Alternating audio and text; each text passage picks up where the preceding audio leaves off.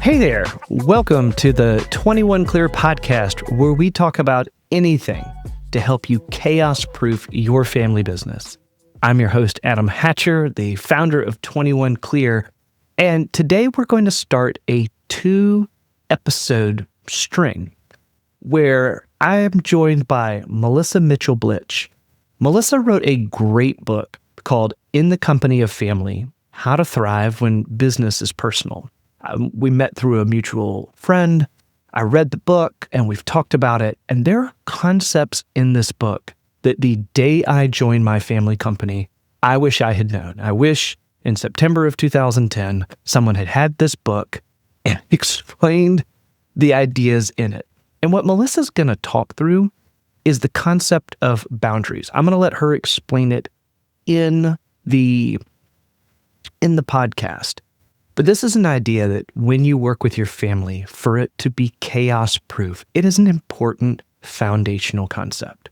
So I'm going to talk with Melissa to introduce the idea, and then we're going to explain it and unpack it a bit more. And then in the second episode, we're actually going to we're just going to do a little popcorn and give you 3 things you need to know in a family business. I'll explain that more later. Let me get to the first part of our podcast with Melissa Mitchell-Blitch. Melissa, it is so fun to be on the 21 Clear podcast with you. How are you today?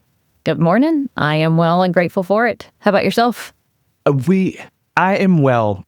And when we open this podcast, I do a little bumper and I talk about the guest a little bit. But what I found fascinating when you and I met, and I have not told this story well for the listeners yet, is how you came to working with family businesses and really focusing on their dynamics with each other. Your career history, do you mind talking about that for a minute? It's fascinating to me. Glad to. It is why I do what I do. I had a window into the lives of enterprising families. Families who had had tremendous financial success, always as a result of a family business. They were at a stage where they may or may not own it, work in it together, but their lives were very financially interdependent. And I saw the challenge that combining family and wealth and enterprise created. And I was in the chair of a wealth advisor. I worked for a Big 5 firm and their family wealth planning group. We did what may be called estate planning. That was my window into their lives, and I saw how challenging wealth is inherently, how challenging, that financial interdependence was, and I wanted somebody to be able to help our families navigate that, explore that, thrive in the midst of that challenge. And this was the late 90s, went to the World Wide Web quite a few times looking for who knows what, because what do you call that sort of person? Couldn't find that person, and eventually in 2003 just realized, there's a true need here. I hope someone on the planet is doing something about it, but if they are, I'm not finding them. This is a true need. It's not going away. I'm increasingly interested in it. I believe this is my calling. So I left finance in 2003, got a master's in psychology because I needed to understand family dynamics and motivation and emotional well-being and all those sort of things that I didn't understand as a CPA. And that is what inspired me to do this work today, was just seeing a need and feeling compelled for someone to help families with it. And if I couldn't find someone else, it was going to be me. I remember being at a conference of wealth managers, and somebody said something that reminds me of what you just said. We were in a break, and he said, Adam, he was a wealth advisor, and an independent advisor versus with one of the big firms. And he said, Adam, there's something different about working on the dynamics between family members. He said, I have a client and his only goal is to make more money. That is his legacy. And I've realized that in helping him make more money, I am actually hurting his marriage and his sons and his daughter. I assume you saw something similar. Ooh, yes. While there were many clients who inspired me, I only needed one. I call him Jack, not his real name, but he hired us when he'd been given 3 to 6 months to live to create a plan for him to have what we call professionally as control from the grave. So that the company would continue to go the way that he wanted it to and his son wanted it to, but his daughter partnered with the uncle wanting the company to go into another direction. He wanted control from the grave, and yay, we were able to create legal structures to help him do that. It was, devastating is not too big of a word. It was devastating to me to see that we could get our job right as the technical advisors to help protect, grow, transfer assets according to the desires of our client and cause harm to their family members. It wrecked me. It wrecked me. That was all the inspiration that I needed. And there had to be a better way. There had to be a better way. What did you find then as you stepped into, you said you stepped into the internet and you said, well, what do I even call this? And then you stepped into psychology. When you started looking for a better way, what did you find? And can you differentiate Melissa now from Melissa and Melissa then? Oof, Adam, that is a big question that we could have hours and hours of conversation on. But what comes to mind is thread as a part of that is, what motivations are we going to act on? Are we going to act on, his desire was to control that has a root in fear, or, to protect against a future that he was afraid of, didn't want, or are we going to act on hope, faith, love, freedom? Choosing the motivation, being aware of the motivation that's driving our preferences, our values, and really being honest with ourselves of what motivations we want to live out of. That's a nutshell for a big ol' answer. just one part, but an important part. And so that's something that you would have not leaned into as a wealth advisor. Like that conversation would not have naturally come up with Jack. And to challenge Jack for his good, around that, to invite him to, pressure test it himself. Mm-hmm. Yes. Within that role as the financial advisor, it's what do you want? All right. Our job is to help you accomplish that. And that's been one of the ways that I've grown tremendously is, to get the right answers, you have to ask the right questions. Mm-hmm. And being willing to ask those questions that invite someone to consider something from a different perspective. To open up, we all have blind spots. What might I not have considered here? What might be another opportunity here? We didn't have that skill set as, the technical advisors to ask those insight-provoking questions. Not to say that no technical advisors do. Right. I didn't, and I didn't see that in our team. Either there wasn't the ability or there wasn't a willingness, or maybe it was somewhere in the middle, but we weren't typically asking those sort of questions to be sure that our client had considered some things, to be sure that our client actually knew what they did want. I shared to promote the future that they were hoping for, not just protecting against the future they were afraid of. Right. And a future that is not just financial, but has other components around it. I mean, I told somebody once, don't expect for example, a wills and estates attorney for them to ask you about your interaction between you and your daughter. That's not how they're paid. Or let me look at a wealth manager. They're paid generally to steward assets under management and to help you execute a plan.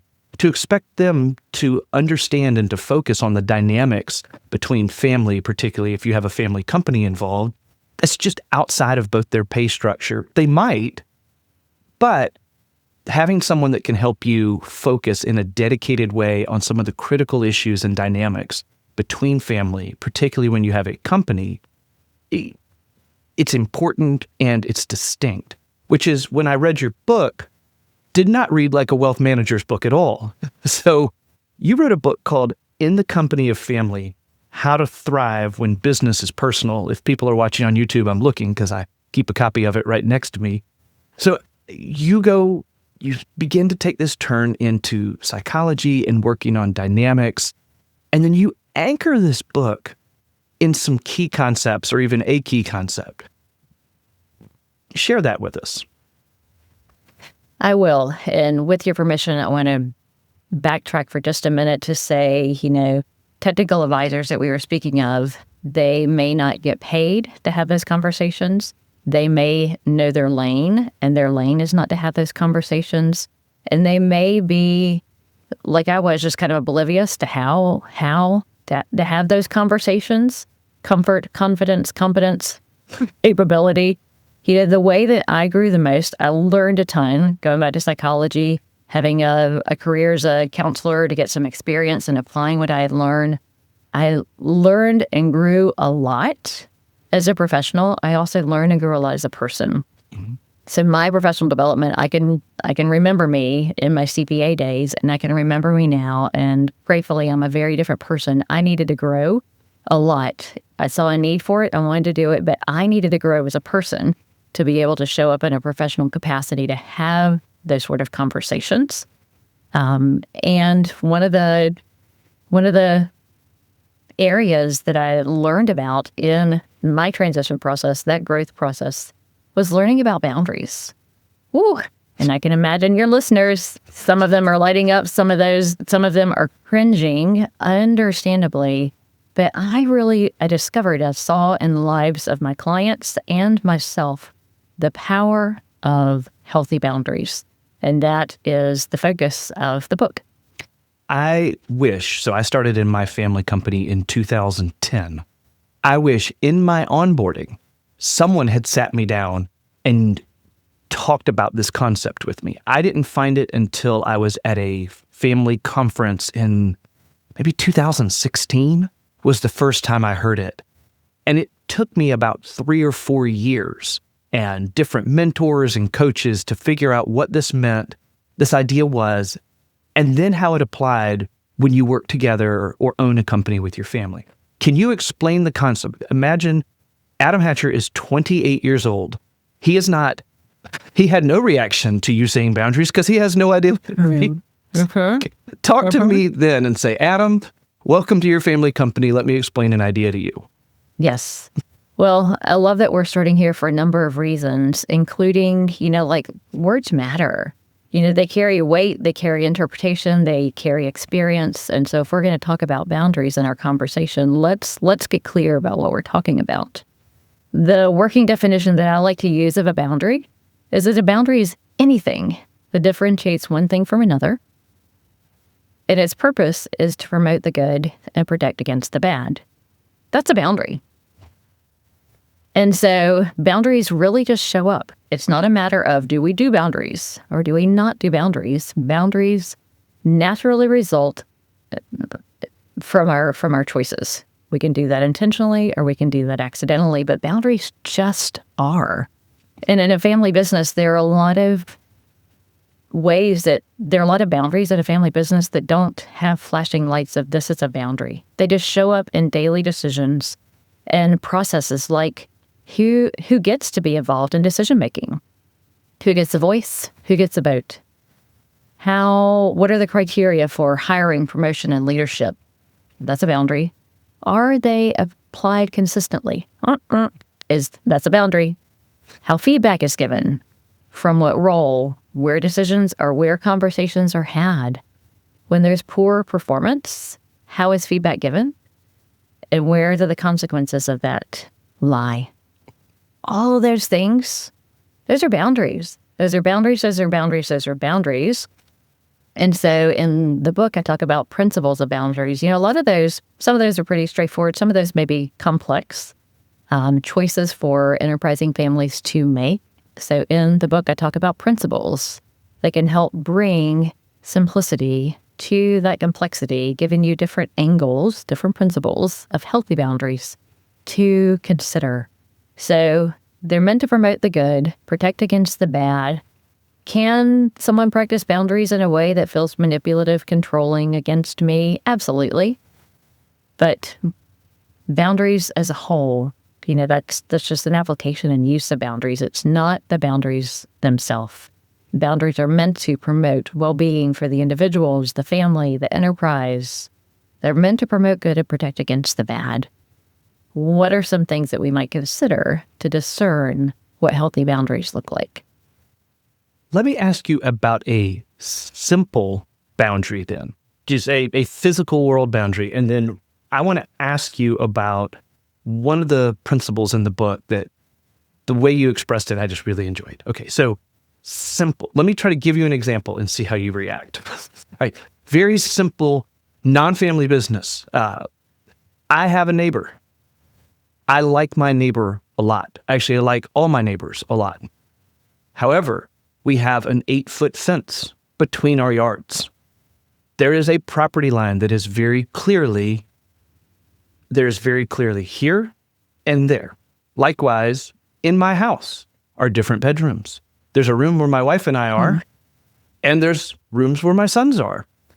And I don't absolutely like it when they cross in at 2 a.m. and wake me up. Those are examples of just practical, real-world boundaries. They are. Anything that differentiates one thing from another. That property line of responsibility reminds me of a couple months ago, my husband and I were walking around the backyard, and you're like, oh, that tree died. And what do we do? The first place we looked was like, oh, whose line is that on? Oh, it's on this side of the fence. So it was behind some bushes. It's on this side of the fence. It's our responsibility. We need to take care of that.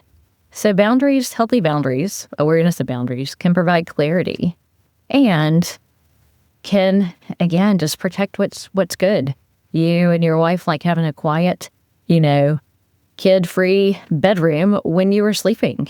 And so it's like, all right, here, kiddos, this is our space. It's meant to protect our sleep and that sort of thing. It's meant to promote good and protect against the bad and to provide clarity so that we know instead of being like an invisible, oops, I violated your boundary. Oops, I'm going to get shocked or zapped like a dog with an invisible fence.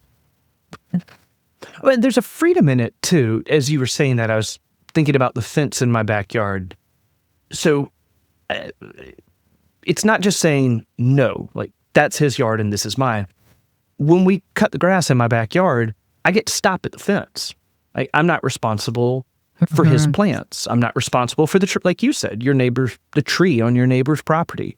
Like there is also a freedom that comes with this because I only have a limited responsibility within the fence line. Mm-hmm. All right, so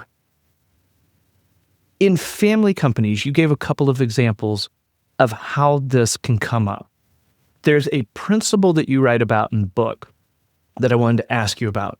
It's boundary laden, and I found it really fun and instructive. All right, so you have an idea where you say things, are they fair, firm, and friendly? As a trial lawyer or former trial lawyer, I love alliteration. So I appreciated that. So one of your principles of boundaries is fair, firm, and friendly. Explain that. Healthy boundaries are fair. They are firm. They are friendly. And there's another chapter that you haven't alluded to, but they're also flexible. Again, this is a big subject, but I want to, with your permission, I want to zoom in on actually that contrast. Fairness is a hot topic in family businesses, understandably. Like friendly when I communicate a boundary or in the decision making about a boundary, like someone's going to be maybe disappointed. Let's say leadership selection. Someone may be disappointed that they weren't selected for the leader. I can be friendly in letting them know, here's what kept you from being ready yet for a promotion. I can do it in a friendly way that says I'm for you, and I'm going to actually support you and continue. I'm here to help you continue to grow, to move, to have greater opportunities for that advancement that you want. But healthy boundaries are also both firm and flexible. There are times where it is wise to do what we said we would do. And there's times when it's wise to actually flex that. It's kind of like a rubber band, being able to just stretch it without breaking it. When you wrote that, that's the cover of your book, How to Thrive When Business is Personal. I thought, if you haven't worked with your own family, that might not hit you in the heart when you read it. But if you have, you know that. Like, it's one thing I've had before I joined the family company, 10 different jobs for free pay or credit. I was a good fit in some of them and not a good fit in other ones. So I know what the ups and downs of employment are, but man, none of them felt personal. Mm-hmm. Not even like that. And even if it has felt personal, it being someone that you love takes personal to a whole nother level. Because there are people who are like, I care about my team members, I care about my employees. It's hard to let them go, or hard to, et cetera, et cetera. So even for your listeners who have felt the personal nature of some of these decisions, imagine it being with a family member. Imagine it being with someone you deeply love, who you are likely to know for the rest of your life and interact with for the rest of your life, not just until they take another job.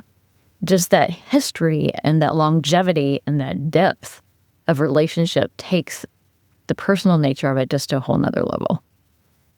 And I love as you just played that out, and I hope for people listening, they feel how different that is than talking about what percentage of your portfolio is in cash versus equities.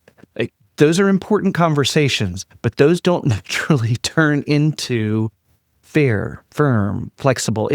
It's focused, it's different, and it's important work. So what we did here for about, I think this has been about just short of 25 minutes, is Melissa and I wanted to set these ideas. Okay, what are boundaries? How do they relate to a family company? What are some ways that they show up in the family company?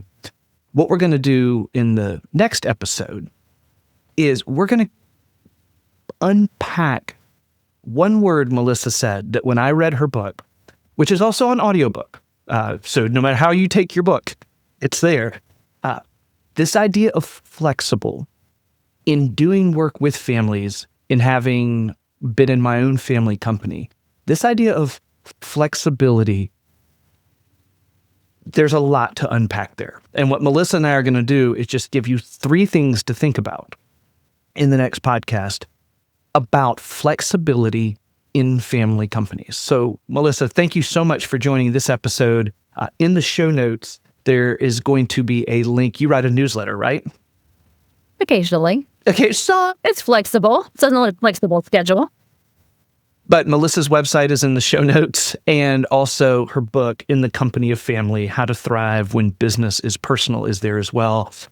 I enjoyed it so much. We spent this time together, and we're going to do it again. So, Melissa, thank you so much. My pleasure, Adam. Look forward to part 2.